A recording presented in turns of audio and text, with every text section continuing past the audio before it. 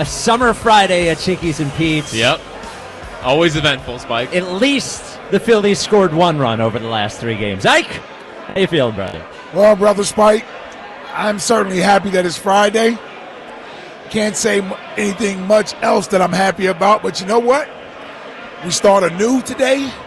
We're in the ATL. We're looking to get back on the winning side of things. Summer is here. Jackie Baseball, we need hope. Holla at your boy. Pretty hard to lose a series in which you only allow 5 runs. Pretty hard. Well, no, not lose a series. Sorry. Get swept in a series where you only allow 5 runs. They managed to do it, though. I tell you what, not a great time for Dombrowski to come out and say that we feel good where the offense is. No. It was almost like they were sending him a message. Yeah. Actually, could have been a good thing. Yeah, could have been a good thing. We do want to congratulate Tony Horwath, who is retiring. He is a worker down there at the Navy Yard, and if you hear, I asked Ike and Jack, if I retired, would there be this many people here to celebrate? Probably not. Maybe just the haters. Sure it would. There'd be a lot of people. You've influenced a lot. Yeah. A lot of people will come to wish you off well. Yes. Celebrate. Yes. Maybe celebrate that I won't be there. Well, it is a big show, as it always is. We will talk about the first round of Jack versus Joe, which is happening on Sunday. Elliott Shore Parks joins us at 3. Tornado Shapiro's weekend forecast at 3:30. We will talk to Broads about the Puck It Up draft party tonight, which is happening at Chickies in Glassboro. But we do open up talking about the Phillies, coming off of, they've had a few disheartening series this year. This was one of the more disheartening, I would say. Their loss to the Mets was disheartening. The Pirate sweep was disheartening. This one was pretty bad. But we hit 81 games. The Phillies are at the halfway mark of the season. They have won, 47 games. They're 47-34, half game out of first. And Ike, I'll go to you at first on this. Halfway through the season, do you feel better or worse about the Phillies' chances this year, halfway through the season, than you did to start the season? I feel better. I'm going to jump right into this thing. Okay. No waffling today.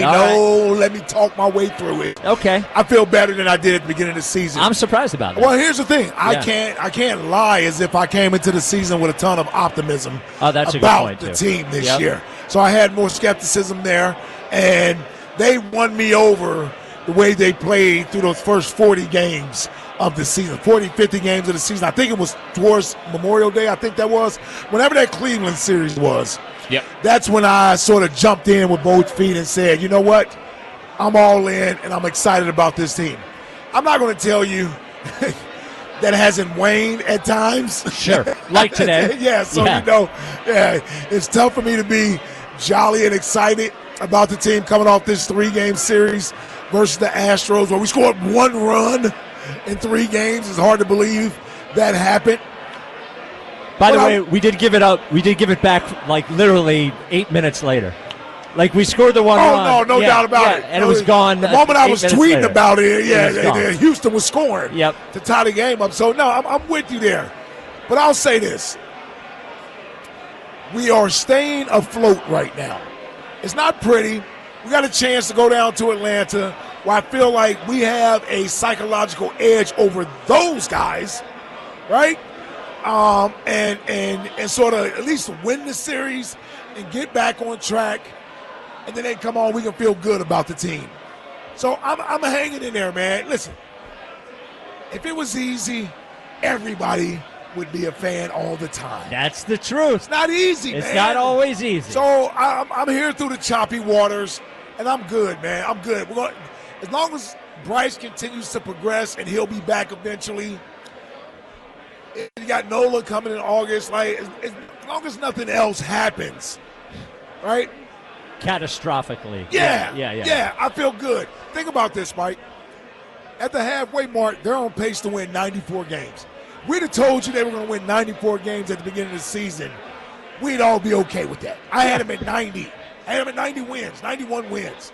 So 94, I'd be okay with. 215-592-9494, halfway point of the season for the Phils. Do you feel better or worse than you did right when the season started? Jack, do you feel better or worse?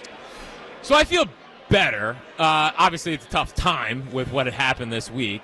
But at the same time, we also did see a pitching staff go down there and dominate. For as negative as the offense is, this pitching staff gives you a chance in every single series, and it does have a chance to elevate the bullpen. Like I think currently right now they are basically just treading water until the trade deadline. If they can stay 10 games above 500, I know they're 13 games above 500 right now. If they can stay 10 games over, and then at the deadline make a real move, for a bullpen arm and hopefully a bat. I hope he was kidding. Maybe he said with a little wink when he said that we're happy with where the offense is right now.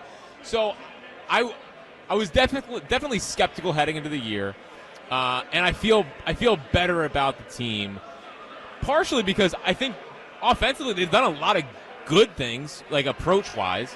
They've reverted back to some of the bad habits this week, but we also saw them take it to a Mets pitching staff over the weekend who was pitching as well as anyone in the league overall on the year.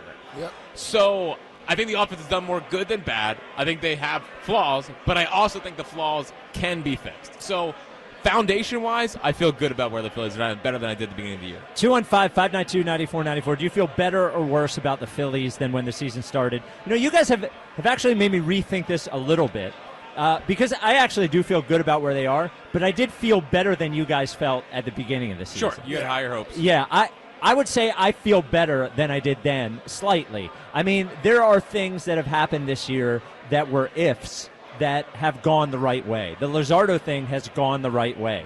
The Ranger Suarez is something that I feel way better about today than I did at the beginning of the season, where I really didn't think he was going to pitch effectively, if at all, this year when the back thing happened. So I feel better about Luzardo. I feel better about Ranger Suarez. Chris Sanchez, is doing it again. Mm-hmm. So you have to feel good about Sanchez. I feel better about Trey Turner. And I'll be honest with you, I feel better about Rob Thompson than I did at the beginning of the season. Now, I know there's I agree with that. I agree with that. We'll get into some questions about, some things that were said yesterday. But not perfect. But he has been more active as a manager this year than he has in any of the years prior. I think he feels a sense of urgency to try to get it right and not just let them play through everything. And I would say the final thing that I feel better about, I feel better that they are aware and did attack, at least some of them tried to attack what their deficiencies were last year.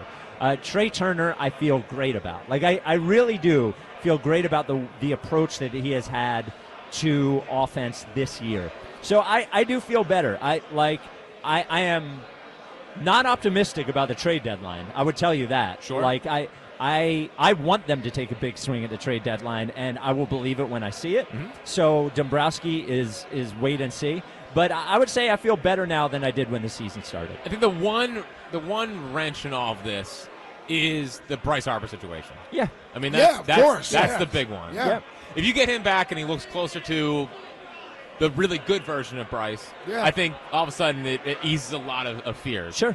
But the Bryce thing is a huge swing. If he looks like he did before he got hurt, or while he was dealing with it, it could affect something. Yeah. Now listen, when he shaved his head, he looked good for a few weeks there. Yeah, he did. He did. Well, even Bryce of this year is better than having Buddy Kennedy in the lineup. Do you know what I mean? They're still better. Yes. We do have a next question today, as the New York Times put together a list of the 100 best movies from the year 2000 to 2025. So the 100 best movies of the last 25 years. Man. Actually, number one was Parasite, a movie that I enjoyed quite a bit that I'm sure you guys didn't see. Parasite? Yeah, it's a good flick. No, it's a good flick. Come on. But for next question today, what is your favorite movie since the year 2000? Jack, what do you got? Wedding Crashers. Really? Yeah. Wedding Crashers was the first.